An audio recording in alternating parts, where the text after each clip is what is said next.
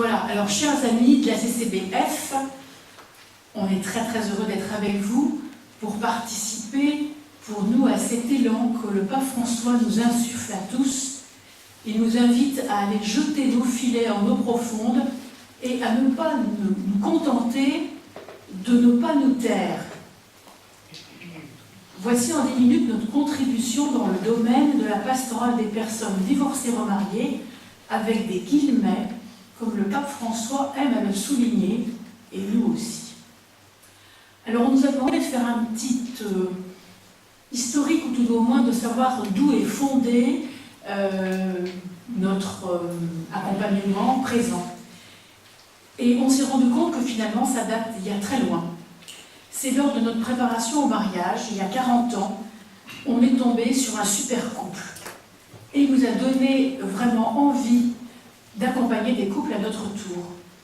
Et dès qu'on s'est senti un peu moins jeunes mariés, eh bien on s'est lancé dans la préparation au mariage, dans l'accompagnement de mouvements de jeunes adultes au moment des grands choix de vie. Voilà, j'en passe. Et puis, depuis l'an 2000, on a répondu à l'appel des équipes Notre-Dame dont on fait partie pour accompagner les toutes nouvelles équipes Reliance qui venaient d'être créées, toujours entre guillemets, ce sont des équipes pour couples divorcés remariés, donc je remets des guillemets à chaque fois, et on les appelle les équipes Reliance. Alors, on avait une connaissance assez théorique de la situation humaine de ces couples et de la problématique des familles recomposées. En fait, on était surtout révoltés par la discipline sacramentaire à leur égard et on voulait tout simplement cheminer avec eux, les accueillir, mais on s'est rendu compte que l'on était autant accueillis qu'accueillants, c'est assez clair. D'année en année, on a été obligé d'apprendre beaucoup, que ce soit par bien sûr le contact et le partage avec ces couples dont on faisait partie dans des équipes, donc de rencontres tous les mois. On a lu pas mal d'ouvrages, et Dieu sait qu'il y en a eu et qui sont sortis nombreux. Christian a fait d'ailleurs sa licence de droit canonique pour essayer de comprendre toute cette affaire. Nous avons rencontré beaucoup d'autres accompagnateurs qui faisaient un petit peu les mêmes choses dans les différentes parties de France, des prêtres et des laïcs. Et nous avons continué et nous continuons beaucoup à échanger dans ces domaines.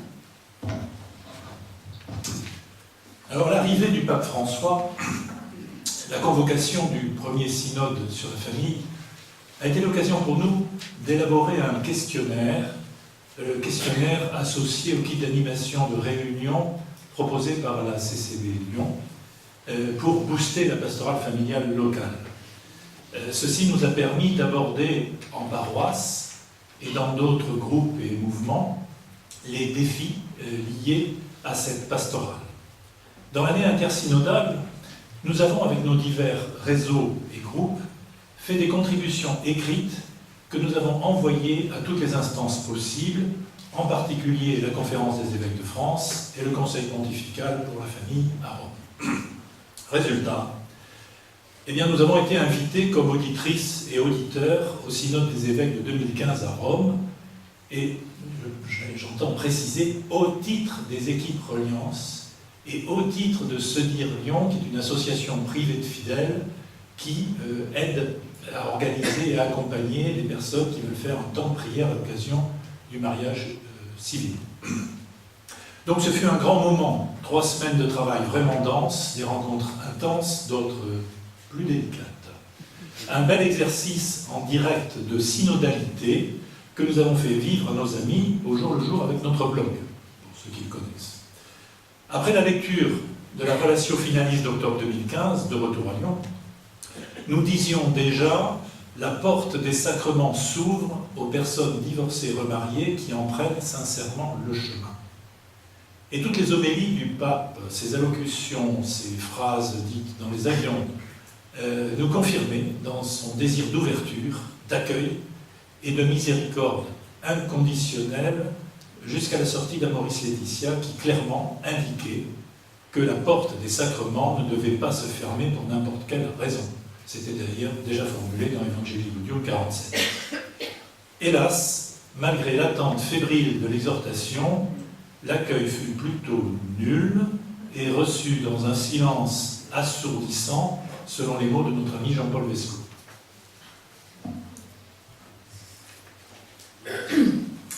Donc, peu de diocèses, à notre connaissance, ont organisé des conférences de presse, ce qui était théoriquement prévu, ou des soirées grand public pour présenter l'exhortation et pour donner envie de la lire et de la travailler en groupe.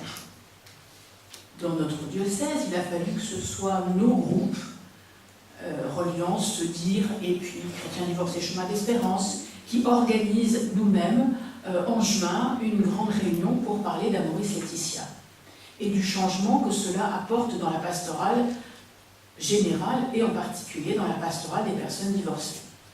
Donc plus généralement, Amoris Laetitia, certainement, appelle fortement à une évolution du discernement des pasteurs et à la manière d'aborder toute la pastorale. À cet effet, on a vu, vous l'aviez sur votre table de presse, nous attirons l'attention sur le guide de lecture, on n'a pas d'action dedans, on a juste proposé quelques petits témoignages.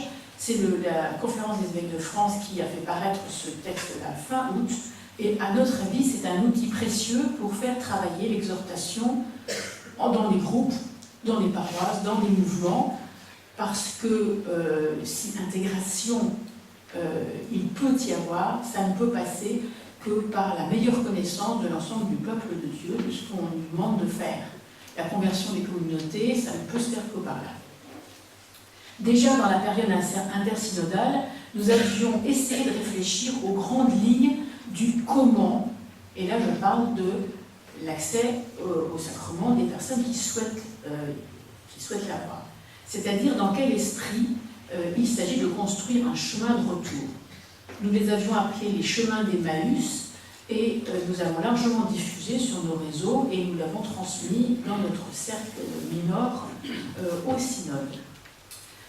Depuis Amoris Laetitia, grâce à un long questionnaire envoyé à nos équipiers, nous avons essayé de synthétiser leurs réponses à la question que l'Église devrait leur poser « Que veux-tu que je fasse pour toi ?» C'est en référence à l'accueil de l'aveugle Bartimée par Jésus. C'est un texte d'ailleurs longuement commenté par le pape lors de son homélie de la messe de clôture du 25 octobre, qui tombait vraiment bien. Et nous avons donc baptisé ces chemins, ces propositions, cheminement Bartimée, en mettant bien un S à cheminement, car s'il y a une certitude que là on a acquis, c'est que, de par la grande diversité des couples et des situations, il y aura autant de chemins que de couples et même que de personnes.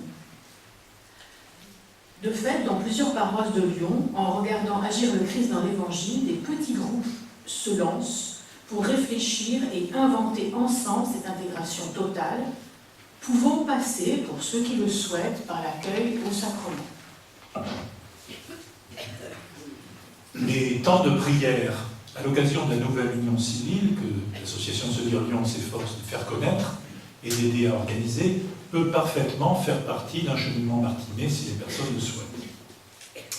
Par ailleurs, un point important d'Amoris Laetitia est l'appel de François à la conversion de nos communautés et de leurs pasteurs.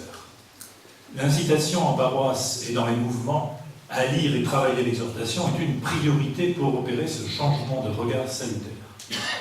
Car l'enjeu n'est pas seulement que le fils cadet revienne à la maison, mais que le fils aîné entre dans la salle du festin et se réjouisse. C'est bien dans cette perspective que s'inscrit notre présence en province, dans les pastorales familiales de Lille, Toulouse, Annecy, le week-end de formation des accompagnateurs avec la Mission de France en décembre, nos interventions au sein des équipes Notre-Dame et des équipes Reliance.